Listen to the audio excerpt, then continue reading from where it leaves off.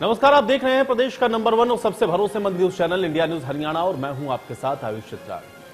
Corona की बढ़ती रफ्तार से हर कोई दहशत में है और बढ़ते केस के साथ ही पाबंदियां भी बढ़ने लगी हैं। महाराष्ट्र, दिल्ली, चंडीगढ़ के बाद पंजाब में भी नाइट कर्फ्यू लगा दिया गया है।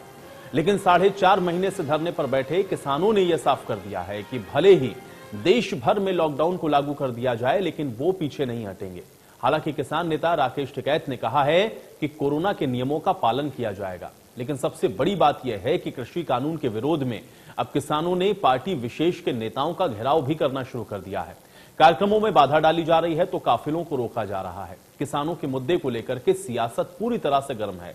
सत्ता पक्ष और विपक्ष एक दूसरे पर किसानों को उकसाने के आरोप लगा रहे हैं और इसीलिए बड़ा सवाल ये उठता है कि नेताओं के रास्ते और कार्यक्रमों को रोकना और सड़क पर हंगामे से क्या कानूनों का जो समाधान है वो निकलेगा, ये दोनों ही सवाल अपने आप में बेहद महत्वपूर्ण है। सवाल ये भी महत्वपूर्ण है कि धरने पर बैठे किसानों को आखिर कौन उकसा रहा है, क्योंकि आरोप प्रत्यारोप के बीच में आप ये बार बार सुनते होंगे कि किसानों को उकसाया जा रहा है। तो आज इन्हीं सवालों के साथ खास मेहमानों के साथ हम चर्चा करेंगे। आप बने रहिए हमारे साथ।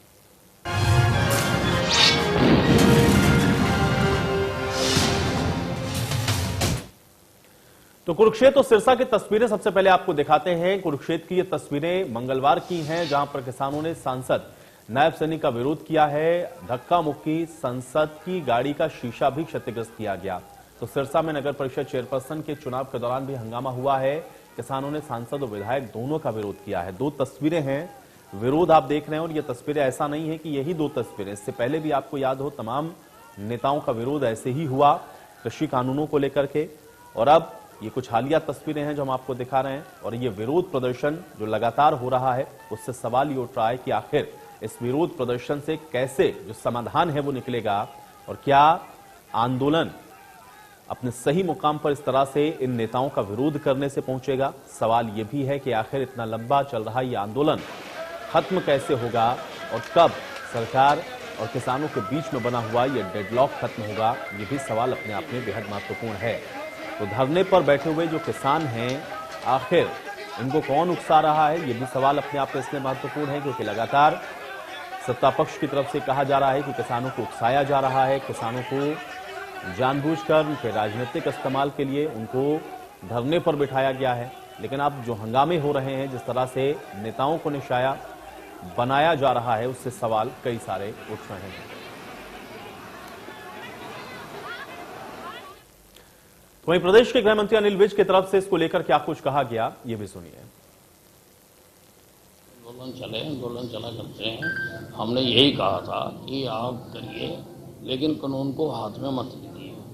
और आज उन्होंने भी ये कहा है कि अपने लोगों को ये अपील की है कि आप लोग विरोध करिए, लेकिन आप कोई कानून को हाथ में ना लीजिए।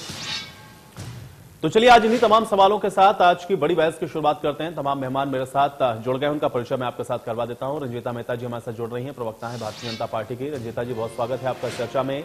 महिमा सिंह जी हमारे साथ जुड़ रही हैं, प्रवक्ता है कांग्रेस पार्टी की। महिमा सिंह जी, आपका भी बहुत स्वागत है। रणबीर लोहान जी हमारे साथ जुड़ रहे हैं इनेलो से। रणबीर लोहान जी, आपका भी बहुत स्वागत है। इसके अलावा हमारे साथ रतन सिंह सोरोता जुड़े हुए हैं, जो कि किसान नेता हैं। रतन सिंह सोरोता जी, आपका भी बहुत स्वागत है। सबसे पहले रंजीता मेहता जी, मैं आपसे यह चर्चा की शुरुआत करना चाहता हूं, क्योंकि लगातार हम लोग देख रहे हैं, एक तो 4 महीने हो गए आंदोलन चल रहा है, डेडलॉक टूटता हुआ नहीं दिख रहा। और सवाल यह भी है कि अब नेताओं का जिस तरह से लगातार विरोध हो रहा है, आखिर यह आंदोलन कहां थमेगा जाकर, उसका क्या रास्ता निकलेगा, ये सवाल आज भी देश के सामने बरकरार है। मैं चाह रहा हूं कि आप इसका जवाब दें। आयुष, मैं ये मानती हूँ अब ये आंदोलन नहीं चल रहा, अब राजनीति चल रही है और कहीं ना कहीं राजनीति विपक्ष के द्वारा चलाई गई है और वो चलाई जा रही है। और जिस तरीके का ये व्यवहार हो रहा है, आज किसी को भी हक नहीं है कानून को अपने हाथ लेने का। आज मैं पूछना चाहती हूँ कि जो सरकार वोटों द्वारा चुनी गई है, सरकार जनता द्वारा चुनी गई है, पहले आपने पूरी ड्रामेबाजी करके अविश्वास पत्र लाने की कोशिश की, उसके ऊपर विपक्ष को मुंह की खानी पड़ी।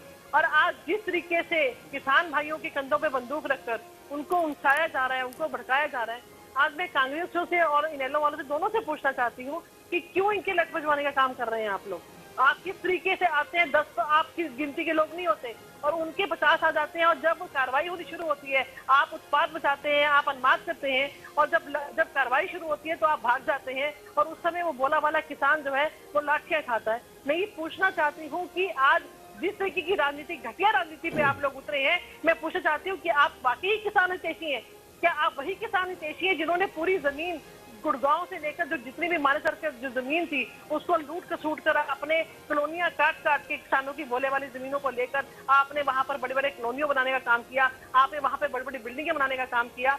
आज बहादुरगढ़ जैसा एरिया जो बिल्कुल साफ लगता है, मेरे इनेलो के भाई भी बैठे हैं, उनसे पूछना चाहती हूँ कि उनके राज में सबसे ज्यादा जमीनें एक्वायर हुई और ऐसी ऐसी जगह से भी जमीनें एक्वायर की गई जो कि शहर से 13-13 किलोमीटर दूर थी। आज भी वहां पर कोई एक भी प्लॉट नहीं बन पाया, एक भी कॉलोनी नहीं बन पाई, पर किसान भाइयों से वो जमीन छीन ली गई, एक्वायर कर ली गई। क्या मैं पूछ सकती हूँ उन किसान भाइयों से, क्या भाजपा के राज में एक भी गज जमीन आपकी सरकार ने एक्वायर करने का काम किया? बल्कि आपकी हितैषी के लिए, आपको अच्छी चीजें दिलवाने के लिए सरकार एक एक कदम उठा रही है। आपको भवंतर भरपाई योजना के तहत आपकी फसलों को इंक्लूड कर रही है, आपको सबसे ज्यादा एमएसपी दे रही है, आपका एक एक दाना खरीद रही है। आप किस बात की विरोध कर रहे हैं? ये विरोध का विरोध करिए अगर वाकई आपकी बातें ना मानी जा रही हो। आज जिस तरीके से सरकार ने कह दिया कि 1.5 साल तक कोई कार्रवाई नहीं होगी, आपसे बैठकर सहमति होगी, उसके बाद ही कानून को लागू किया जाएगा, उसके बावजूद आप बैठे हैं, शांतिप्रिय ढंग से बैठिए, आपको बैठने का हक है, लोकतंत्र ने आपको हक दिया है। पर अगर आप सड़कों पर आकर इस तरीके से शीशे तोड़ेंगे,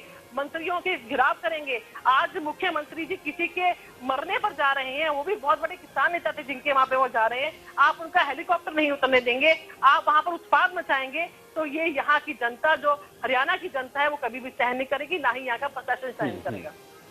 चलिए, रतन सिंह सरोता जी से ही मैं इसका जवाब ले लेता हूं। महिमा जी, मैं आपके पास आऊंगा, आप भी उसका जवाब दीजिएगा। रतन सिंह सरोता जी, आंदोलन आप लोग का 4 महीने से चल रहा है, शांतिपूर्वक आंदोलन चले, उस पर तो किसी को कोई एतराज नहीं है, लेकिन विरोध प्रदर्शन का भी तरीका है। आप काले झंडे दिखा सकते हैं, आप विरोध कर सकते हैं, लेकिन गाड़ी के शीशे तोड़ दें या किसी नेता के कपड़े फाड़ दिए जाएं तो क्या इसको जायज ठहरा दिया जाएगा? रतन सिंह सरोता जी। इससे पहले तो मैं आपको कहना चाहता हूँ,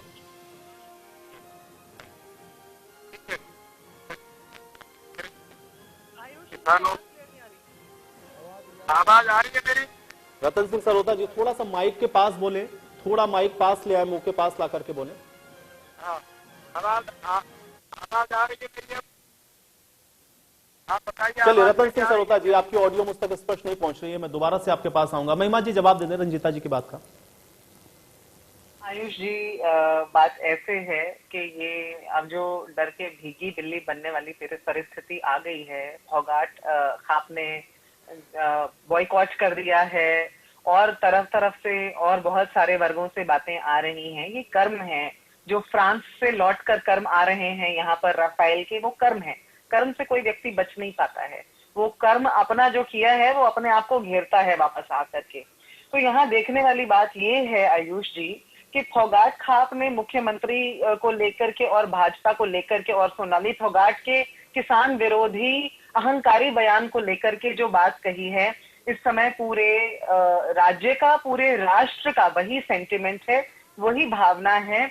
हमारी माननीय नेता कुमारी शैलजा जी ने भी इस बात को बाकायदा कहा कि देखिए, जो वर्चुअल इनॉग्रेशन का और जो वर्चुअल समारोहों का चलन चल पड़ा है, ये इसीलिए चल पड़ा है क्योंकि लोग गुस्से में हैं, लोग कुपित हैं, और ये जो सरकार है भाजपा और जसपा की, ये डरी हुई है, लोगों के सामने नहीं जा सकती, और ये कोई अच्छा उदाहरण नहीं है। इस बात की बिल्कुल पैरवी नहीं करते आयुष जी, ये गलत है। लोगों के अंदर नेताओं का, अपने द्वारा चुने हुए नेताओं का सम्मान सदैव बना रहना चाहिए। मैं भाजपा की प्रतिनिधि की इस बात से बिल्कुल सहमत हूं कि जो सरकार लोगों ने चुन के भेजी है वो लोगों की है, लोगों के द्वारा है, लोगों के लिए है, लोगों द्वारा चुनी गई है। लेकिन उस सरकार को ये बात समझने की जरूरत है, उस भावना को समझने की जरूरत सरकार को है। ऐसे विधेयक लाने से पहले अब आंदोलन में जो जान माल की हानि होगी उसकी भरपाई तो आंदोलनकारी करेंगे, और जिन लोगों की जान चली गई है और आंदोलन जिन लोगों की वजह से बैठना पड़ रहा है सरकार की वजह से, उसकी भरपाई कौन करेगा?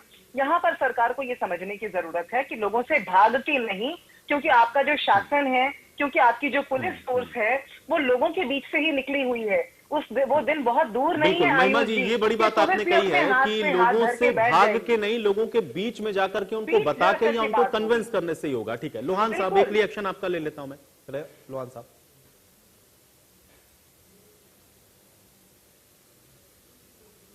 बुला करके और समझा करके अगर ये कानून बनाया जाता तो शायद आज ये स्थिति ये नहीं होती। जैसे मेरी बहन रंजीता मेहता जी ने, बीजेपी की प्रवक्ता ने एक बात कही कि इनेलो के प्रवक्ता भी बीच में बैठे हैं, भावांतर योजना की बात की, 5 रुपए किलो की बात करें कि हम भावांतर योजना देंगे, लेकिन टमाटर बिका 1 रुपया किलो। जैसे मेरी बहन ने कहा कि रजिस्ट्रियां जमीनों के घोटाले इनेलो के राज में, बहन जी अभी कुछ दिन पहले ही 50,000 लोहान साहब थोड़ा सा माइक के पास बोल लेंगे अगर आप, तो आपकी ऑडियो थोड़ी स्पष्ट ऐसी आएगी। हुई है जी जी, जो सीधा अखबारों में बहुत बड़ा भी आया था कि कितना बड़ा धोखा किया रजिस्ट्री घोटाला करके।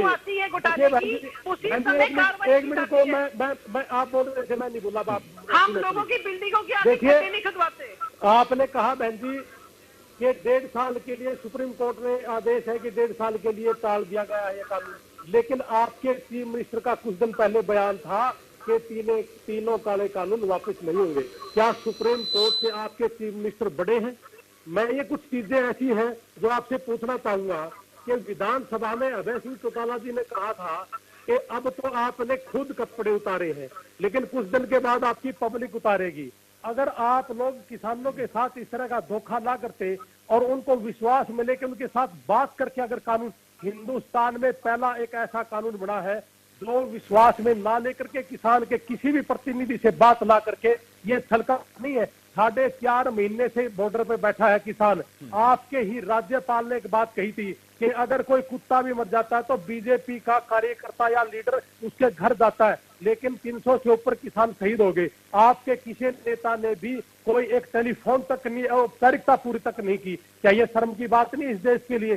जब से भारतीय जनता पार्टी आई है 6 साल हो गए, आपने किया क्या है सिवाय बकवासबाजी के? कभी नोटबंदी के नाम पे छलकर अपनी मां को लाइन में खड़ा करके प्रधानमंत्री ने, इसका जवाब रंजीता जी देगी, लेकिन मैं रतन जी का एक बार फिर से रुक कर लेता हूं। रतन जी, सवाल मेरा अभी भी वही है कि विरोध प्रदर्शन आप करिए, उसका अधिकार लोकतांत्रिक तरीके से आपको है, लेकिन अगर वो मर्यादाएं कहीं क्रॉस होने लग जाएं, लोगों के गाड़ी के शीशे टूटने लग जाएं या फिर किसी नेता के कपड़े उतरने लग जाएं, तो फिर क्या इसको आप सही ठहराएंगे रतन सिंह जी? नहीं आयुष जी, मैं आपको इसमें एक बात, पहले तो चलो मैं आपका धन्यवाद करना चाहूंगा, लेकिन मैं एक बात कहना चाहूंगा। मेरी आवाज आ रही है आपके पास? जी जी, मैं रतन जी सुन पा रहा हूँ। देखिए, मैं ये कहना चाहूंगा कि लोकतंत्र में ये बिल्कुल ठीक है, सबका अधिकार है, और आपका प्रश्न जो है, मैं उस प्रश्न का जवाब भी भारत सरकार के पास है। सरकार ने, देखिए, जब प्रधानमंत्री जी जब ये कह सकते हैं कि एक को समाधान संभव है, आजकल राकेश टिकैत जी ने उसे 3 दिन बाद कह दिया था कि वो नंबर बता दिया जाए, आज तक वो नंबर नहीं बता गया। दूसरी बात आप सुनिए, कल ही हमारे हरियाणा प्रदेश के मुख्यमंत्री जी ने एक बयान दिया है, कहा कि सरकार बुला रही है और किसान नहीं आ रहे हैं। मैं बड़े जिम्मेदारी के साथ एक बात कहना चाहूंगा मुख्यमंत्री जी से कि यदि वो अपने भारतीय सरकार के नुमाइंदे के तौर पर हरियाणा के मुख्यमंत्री हैं, लेकिन अपने नेताओं से बात कर लें। और मैं जिम्मेदारी के साथ कह रहा हूं, मैं टिकैत साहब से और किसान नेताओं से एक बात विश्वास से उनके साथ कह रहा हूं कि यदि मुख्यमंत्री जी कल बुलावा दिलवाए तो कल ही हमारे किसान नेता और राकेश टिकैत जी के साथ तमाम किसान मोर्चे के नेता उस चर्चा में शामिल होने के लिए तैयार हो जाएंगे।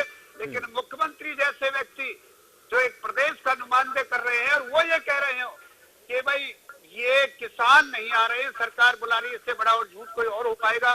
जहां लोकतंत्र की बात है, बिल्कुल ठीक है, हम कभी भी, किसान हिंसा नहीं करता है, हिंसा उसकी जिम्मेदारी किसके पास है?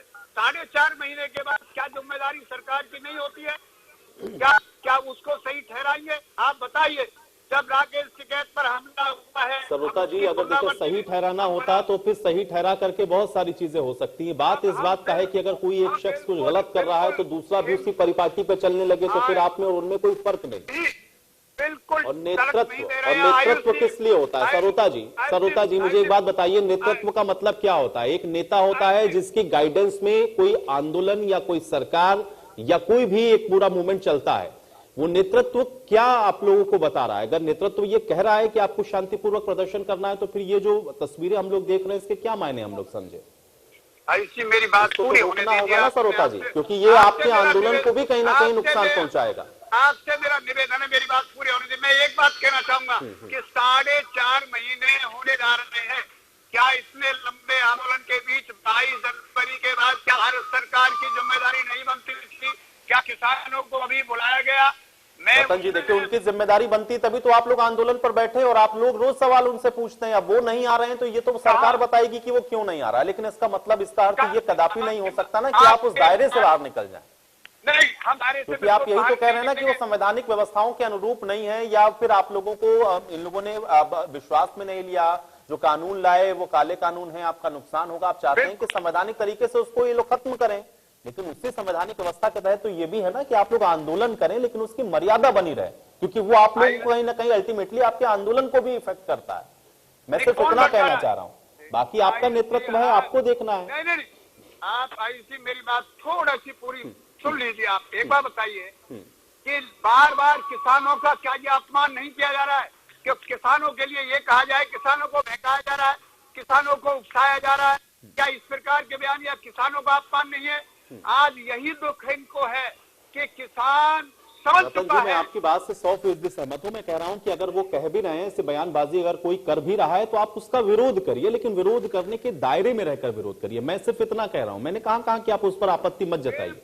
वो आपको कह रहे हैं गलत है, आप उनको कहिए, आप उनका विरोध करिए। मैंने तो ये भी कहा कि अगर आपको विरोध करना है आप उनको विरोध करिए, उनको काले झंडे दिखाइए, ये विरोध का तरीका हो सकता है। आप उनको ये कहिए कि हाँ भाई ठीक है, लेकिन आप अगर उनकी गाड़ी का शीशा तोड़ना शुरू कर दें, आप उनके कपड़े उतारना शुरू कर दें, तो ये गलत है, ये गलत है। और मुझे लगता है कि इस पर आप लोगों को सोचना चाहिए।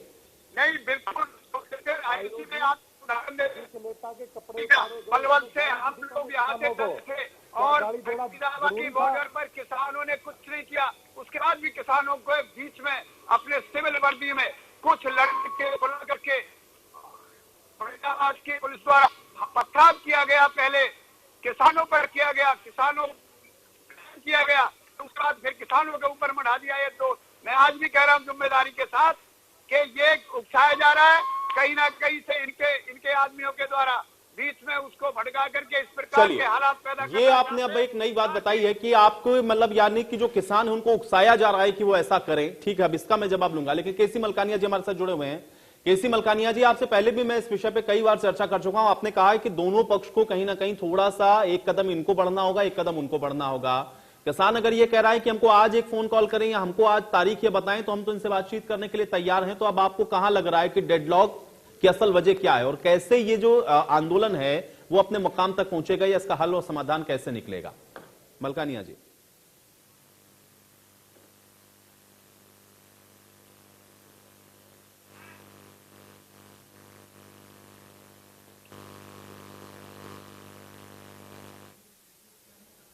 चलिए केसी मलकानिया जी, आपकी ऑडियो मुझ तक नहीं आ रही है। मैं आपके पास दोबारा वापस आऊंगा। मुझे एक ब्रेक के लिए भी कहा जा रहा है, यहां पर एक छोटे से ब्रेक के लिए रुकते हैं और ब्रेक के बाद चर्चा को यहीं से आगे बढ़ाएं।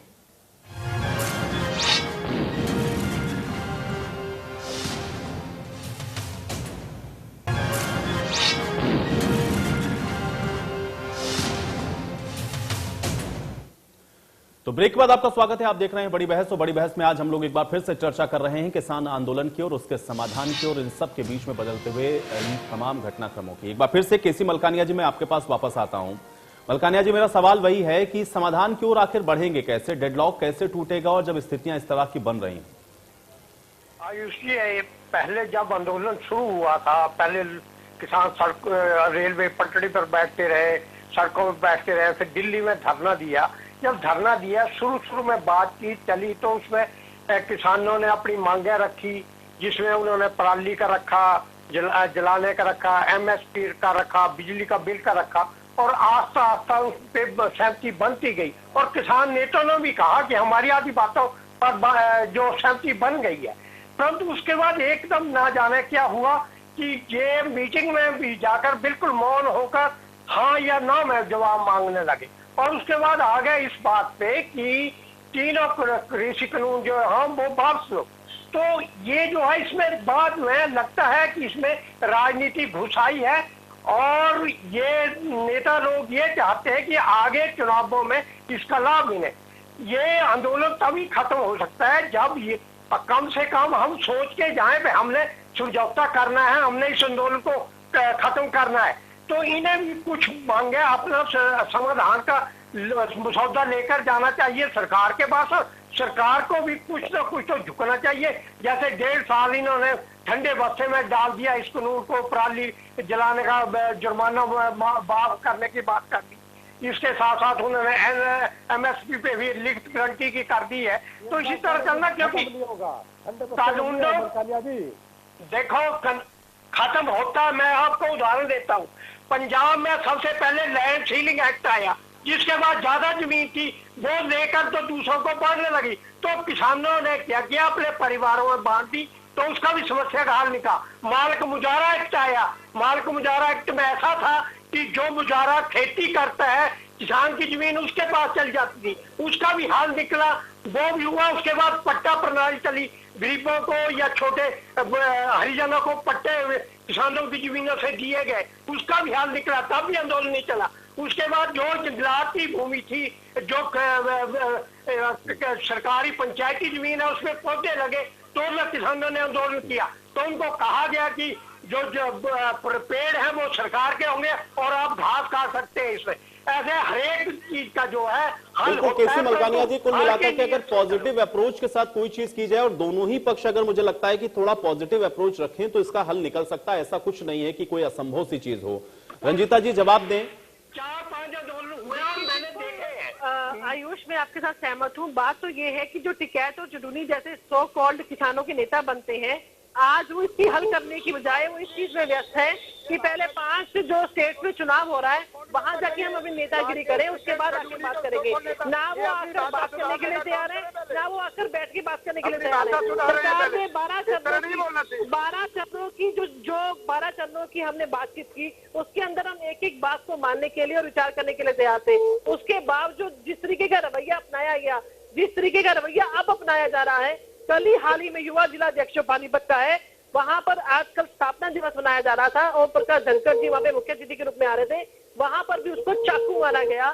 तो आज जिस तरीके की हरकतें की जा रही है, ये कानून को हाथ में लेने का हक किसने दिया है? आज ये बातें सुनकर बैठे लुबाना जी बड़े हंस रहे हैं और बड़े मुस्कुरा रहे हैं। जनाब, ये भाजपा की सरकार है, ये न्यायालय की सरकार नहीं है जो जमीनें छीनने पर जिस तरीके से लोग विद्रोह करते थे तो उनके आगे खड्डे खोद देते थे, उनकी जमीन को छीनने के लिए बड़े थैले लिया करते थे। आज जिस तरीके से कांग्रेस वाले बात कर रहे हैं, तुम्हारी शैलजा जी वही शैलजा जी हैं जो अभी हाल ही में अंबाला में मीटिंग हुई इनके संगठन को लेकर, वहां पर ये बयान देती हुई नजर आई कि जो G23 के साथ जुड़े हुए लोग हैं उनको मैं गुजारिश करूंगी कि उनको नंबर 3 पर रखा जाए। तो जो अपने संगठन के अंदर जिस तरीके की गंदी राजनीति करते हैं और इस तरीके का भेदभाव करते हैं, वो आज किस तरीके से किसानों के कंधे पर बंदूक रखे काम कर रहे हैं, आज उनको जवाब जो है आने वाली जनता। लेकिन रंजीता जी यहाँ पे देखिए 2 बातें हुई। एक तो किसान नेता जो बैठे उन्होंने कहा कि उनको इस बात से आपत्ति है कि जब ये कहा जाता है कि इनको कोई बहका रहा है, जिस बात को अभी आपने कहा कि इनके कंधे पर रखकर बंदूक चला रहे हैं, आप इसको थोड़ा सा क्लैरिफाई करिएगा। दूसरा ये कि किसान ये भी तो कह रहा है ना कि अगर आज वो इस स्थिति में पहुंच गया है कि वो अब अपना, हम ये कह सकें कि अपना आपा खो रहा है या फिर इस तरीके से बीच बीच में इस तरीके की चीजें देखने को मिल रही हैं, तो उसके लिए भी तो आप ही लोग जिम्मेदार हैं। 4 महीने तो हो गए, अब आदमी क्या करेगा? 4 महीने से तो वो वहां पर बैठा ही हुआ है और कोई उकसा भी दे रहा है उनको जा करके, और आप लोग के कार्यकर्ता भी उसमें शामिल हैं। ये बात भी उन्होंने कही कि उनको जानबूझ के प्रोवोक किया जा रहा है, इसलिए वो लोग उसका एक्शन का रिएक्शन इस तरीके का दे रहे हैं। आयुष, प्रवोक करने का काम कांग्रेस पार्टी और इनेलो कर रही है, ना कि भाजपा कर रही है। अगर बाकी किसान आज उनकी भलाई को लेकर ये उनको समझाते और उनको वहां से उठाते, जिस तरीके का नुकसान, आर्थिक नुकसान पूरे प्रदेश को हो रहा है, जिस तरीके से 20,000 करोड़ का नुकसान ऑलरेडी हो चुका है, जिस तरीके से 8,000 इंडस्ट्रीज जो है वो आसपास की दिल्ली की सफर कर रही हैं और हरियाणा की इंडस्ट्री सफर कर रही हैं, तो आज के नुकसान की जिम्मेदारी सिर्फ और सिर्फ विपक्ष की बनती है, क्योंकि वो नहीं चाहते कि ये आंदोलन खत्म हो। और जो किसान भाई ने बात की कि हमने लेकिन रतन जी ने भी एक बात कही, रंजीता जी, कि अगर मुख्यमंत्री ये कहते हैं कि किसान जा नहीं रहे हैं बातचीत करने के लिए, तो मुख्यमंत्री एक मीटिंग फिक्स करवा दें। किसान कह रहा है कि हम तो कल ही बातचीत करने के लिए तैयार हैं, वो तो यहाँ डिबेट में बैठ के भी कह रहे हैं, आप बातचीत करवा दीजिए। हमारे मुख्यमंत्री जी के दरवाजे पहले दिन से किसान भाइयों के लिए खुले हैं और हमेशा ही खुले रहेंगे। आप ये प्रस्ताव जितनी बार कहेंगे उतनी बार आ जाएगा। और मैं चाहूंगी कि इस बार जो मीटिंग हो वो लाइव टीवी के ऊपर चलाई जाए ताकि पता चले कि किसान क्या कह रहे हैं और मुख्यमंत्री जी क्या कह रहे हैं। आज हर बात को मानने के लिए तैयार है मुख्यमंत्री जी, उसके बावजूद जिस तरीके की आप नुमाइंदे बीच में बोल रहे हैं, जब आप बोलेंगे फिर मैं बोलूंगी फिर आपको तकलीफ होगी। आज मैं पूछना चाहती हूँ कि जिस तरीके की गंदी राजनीति आज विपक्ष कर रहा है, आज जो किसानों के हितैषी बनने का काम कर रहे हैं, उनसे ये पूछिए कि किसानों को जब 1 रुपए 2 रुपए और 5 रुपए के चेक बांटा करते थे, पूरे गांव को एक यूनिट माना करते थे, आज भाजपा ने आके उस गांव को यूनिट बदलकर वहां के 1 गज जमीन को भी यूनिट माना है। और अगर उसको खराब होती है, उसकी फसल खराब होती है, तो उसकी भरपाई भी आज जो है भाजपा की सरकार कर रही है। सबसे ज्यादा मुआवजा भाजपा की सरकार दे रही है, 12-12, 18-18 हजार का मुआवजा कम से कम जो छोटा किसान है उसके हाथ में भी उसका चेक जा रहा है। जिस तरीके से रंजीता जी, फिर भी किसान अगर आंदोलन करने लगे और आपसे सहमत ना हो, आपके नेताओं को ना आने दे, मुख्यमंत्री तक के काफिले को ना आने दे या उनके हेलीकॉप्टर को ना उतरने दे, तो कुछ तो हो रहा होगा ना ऐसा। हर एक किसान को, एक किसान को कैसे कोई बहका देगा? कोई तो ऐसी चीज होगी जो किसानों को परेशान कर रही है। मैं यही कहना चाहती हूँ कि पूरे किसान परेशान नहीं है, कुछ चंद लोग जो गुमराह किए गए हैं विपक्ष के द्वारा, ये सब उनके द्वारा किया जा रहा है। और ये भ्रम फैलाया जा रहा है कि आपकी जमीन चली जाएगी, एमएसपी खत्म हो जाएगा, आरती खत्म हो जाएंगे, मंडियां खत्म हो जाएंगी, और इस भ्रम के चलते ही ये आंदोलन अब तक चल रहा है। मैं ये मानती हूँ कि जिस तरीके के किसान हितैषी जो फैसले हैं वो भाजपा की सरकार ने किए हैं, आज इनको ऐसा नहीं हो रहा। महिमा जी, कब तक भरमाते रहेंगे किसानों को, और किसानों के कंधे पे बंदूक रख के चला रहे हैं आप लोग?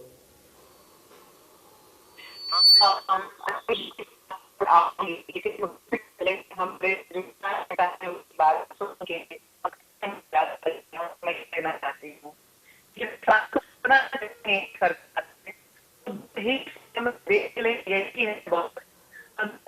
हमारा नाम हो जाए, नहीं कह रहे हैं, पर 1 फोन कॉल अवे हमारे दरवाजे खुले हैं बोल के हाथी के दांत खाने के और दिखाने के और जो है वो जग जाहिर है, वो दिखाई दे रहे हैं।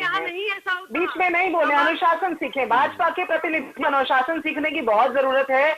और भाजपा के जो लोग भाजपा के कोर भाजपा के हैं, भाजपा की संस्कृति जानते हैं, वो अनुशासन करते भी नहीं है।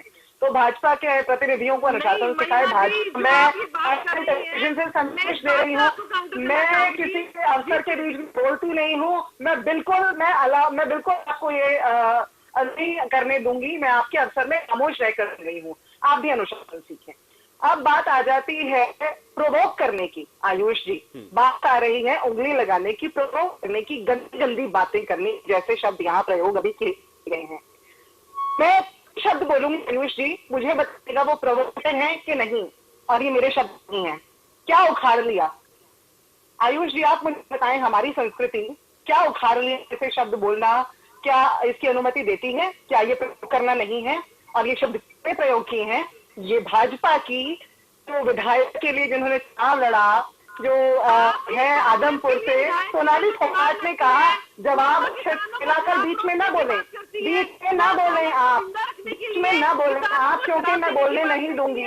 ना आपकी बात सुनी जाएगी, ना मेरी बात जाएगी। आप अनुशासन सीखें, कृपया अनुशासन सीखें, कृपया अनुशासन सीखें। फिर कोई अर्थ नहीं होगा रंजीता जी, कोई चर्चा का अर्थ नहीं होगा। आप भी बोलेंगे, वो भी बोलेंगे, फिर लोहान जी भी बोलने लगेंगे बीच में। ठीक है, ऐसे कुछ नहीं हासिल नहीं होगा ना। आपकी बात भी कन्वे नहीं होगी, महिमा जी की बात भी कन्वे नहीं होगी। थोड़ा बात कन्वे हो जाए ना। जनता के सामने आप लोग पब्लिक फोरम पे बैठे हुए हैं, पब्लिक के बीच में बात रख रहे हैं, बस सब लोग एक एक करके। महिमा जी, आयुष जी, मुझे बार बार ये पता नहीं क्यों ये याद दिलाना पड़ता है भाजपा के प्रतिनिधियों को कि ये अनुशासन हमें स्कूल में सिखाया गया था। पता नहीं क्यों भाजपा के प्रतिनिधियों को ये अनुशासन पता नहीं है, क्योंकि लोग डंडे की नोक पे ही करना जानते हैं। अब यहाँ तो डंडा दिखाने वाला कोई बैठा नहीं है। क्षमा चाहती हूँ, मैं वापस अपनी बात पर आ रही हूँ। जब अच्छे से मिला कल क्या उखाड़ लिया, ये सोनाली फोगाट जी के अल्फाज हैं, हमारे अल्फाज नहीं है। हम ये कहते हैं कि किसानों के ऊपर, चाहे वो पुली था, चाहे वो सिरसा था, वो रोहतक था, किसने आपको अधिकार कि आप उन आंसू गैस बरसाएंगे? किसने अधिकार दिया कि उन पर लाठी बरसाएंगे? आप ये कह रहे हैं हमें काम करने दें, हमारे नेता काम कर रहे हैं। किनके लिए काम कर रहे हैं आप? आयुष जी, आप एक कॉर्पोरेट में काम करते हैं, आपके जब अप्रेजल्स होते हैं, क्या उस नीति का हिस्सा आप होते हैं, या आपको ये कहा जाता है आप बाहर बैठे हम आपका भला लिख लेंगे, और आपके ऊपर रोक दिया जाता है नहीं, आपको हम एंकर से हटा करके अभी जर्नलिस्ट बनाएंगे, हमें आपकी भलाई पता है, इसी में आपकी भलाई है। अरे आप एक लोकतंत्र में हैं, अपने यहाँ होना चुना है और आप अपनी बात को रखेंगे। आप पुलिस डंडे के डर से अगर डर कर लोगों के ये ऐसा सोच रहे हैं, भूलिए मत वो पुलिस भी आवाम का हिस्सा है और बहुत देर नहीं लगेगी इस आग को आपके दमन तक पहुंचते पहुंचते। इस बात का ख्याल भाजपा के प्रतिनिधि रख लें, भाजपा की सरकार रख लें। लोहान साहब, अगर ये बोल चुके तो मैं बोल सकती हूँ आयुष। बिल्कुल रंजीता जी, मैं आपको समय दूंगा। एक बार लोहान जी का कमेंट लेता हूं मैं। देखिए आयुष जी, मैं तो एक बात और भी कहना चाहूंगा। जैसे रंजीता मेहता जी ने कहा कि भी प्रवोक कर रहे हैं, प्रवोक, मैं पूछना चाहूंगा, जैसे हमारी बहन महिमा ने भी कहा कि सोनाली फोगाट का जिक्र आया कुछ दिन पहले कि क्या उखाड़ लिया, ये प्रवोक नहीं है। जेपी दलाल के द्वारा ये कहना कि ये तो घर में भी मरते हैं, ये किसान, वहां कोई खास बड़ी बात है, 300 से ज्यादा शहीद हुए। रामचंद्र जांगड़ा MP के ये कहना कि वो शराबी बैठे हैं, किसान नहीं है, वो उपद्रवी बैठे हैं, ये किसान नहीं है। बीजेपी के द्वारा ये कहना कि ये आतंकवादी है, ये पाकिस्तानी, ये कहना, क्या ये प्रवोक नहीं है मेरे भाई? मैं सिर्फ इतना पूछना चाहूंगा कि सिर्फ भारतीय जनता पार्टी के लोग बोले तो जय श्री राम, बाकी और कोई जय श्री राम बोले तो वो देश का गद्दार। ये दोहरी राजनीति, ये दोहरी नागरिकता, ये दोहरा मापदंड, क्या ये इस देश के लिए सही है? जैसे मेरी बहन ने एक बात कही कि नैनो के राज में 1 रुपया देते थे मुआवजा, 15 करोड़ रुपए बीमा कंपनियां 15 करोड़ रुपए किसान का खा के भाग गई। आपने कहा कि इस सारे कानून में दिक्कत कहाँ है? सेक्शन 3 और सेक्शन 15, बहन जी सुन लीजिए, सेक्शन 3 और 15, सेक्शन 3 में अगर किसी कॉर्पोरेट घराने ने कंपनी बना ली और उसने उस जमीन को कॉन्ट्रैक्ट में ले लिया तो वो उस पर लोन ले सकता है और उसके बाद उस कंपनी को वो डिफॉल्टर घोषित कर दे तो किसान की जमीन खतरे में है, किसान बर्बाद हो जाएगा। इसके अंदर संशोधन होना चाहिए। हमारी तो सिर्फ यही मांग है कि संशोधन होना चाहिए। सेक्शन 3 और 15 ठीक नहीं है, इसके अंदर MSP की गारंटी दे दीजिए। आपके नेता तो नंगे होकर के 2100 रुपए की MSP की गारंटी बोलते थे, आज आपको MSP की गारंटी देते हुए दिक्कत कहाँ आ गई? मैं ये कहना, मैं तो सिर्फ और सबसे अच्छा रेट हरियाणा के अंदर मिल रहा है।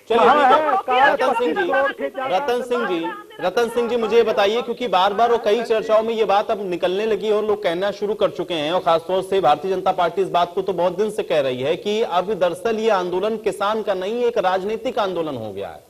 राजनीति कर रहे हैं क्या? इनके नेता मैं एक बात कहना चाहूंगा, जो हमारी भाजपा की जो हमारी वो तो ना बोले और पहले